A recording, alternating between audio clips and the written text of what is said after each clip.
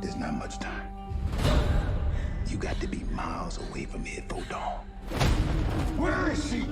Follow that North Star. If there are no stars, just follow the river. Listen for them. Fear is your enemy.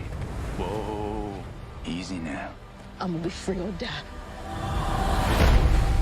And playing your character, William Still, who is an historical character himself, what were some of the things you learned about him that reminded you of yourself?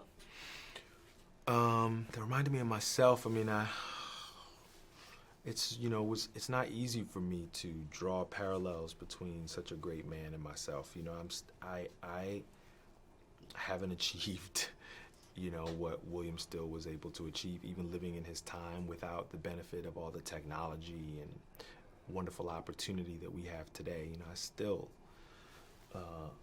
haven't done anything as impressive.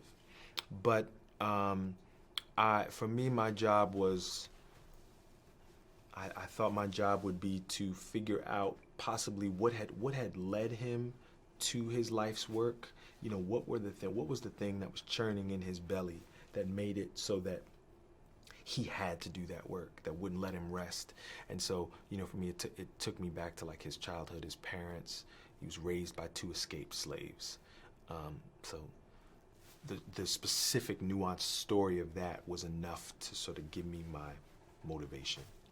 And the thing about him is like his place in society, his appearance and all of that. I feel like that's such an important thing to showcase because that's a side of the Black experience during a time we don't see. Right.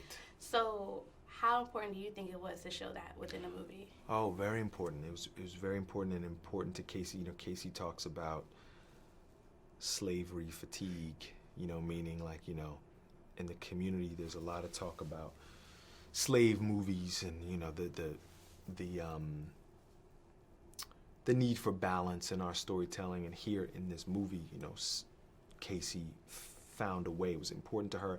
And the reality of it is, to show these 2 portraits of Black life living at the same time in these United States, that really even the picture of slavery is different from state to state. So bondage looks different from state to state. So certainly there were free men and women, free Black men and women living in the North, and what that looked like, it was just, very, very different. I remember a few years back, a lot of people wanted to change the word slave in history books to workers. Oof. Why is that such a problematic thing to do? Wow. Yeah, a friend of mine told me this story about how his daughter, when she was starting school, she checked out a Harriet Tubman book in the library, and it said that Harriet Tubman was a maid in the book, and he went off. He was like, I went to the school, and like, you guys gotta get this out of here. She was not a maid.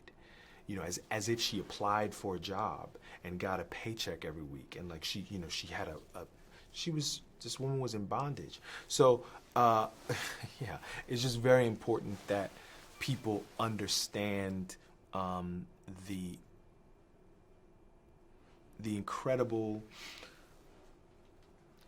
darkness that we're capable of, that human beings are capable of, and also the extraordinary power that we're capable of too, right at the same time. But no, nobody should ever have to make the choice to be free or die.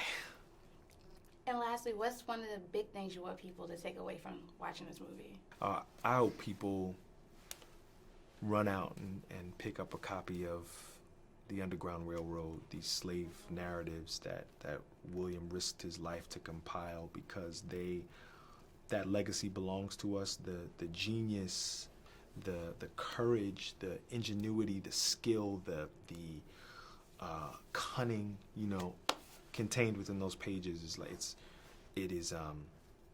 it's inspiring. We should hand it down to our children. It's important.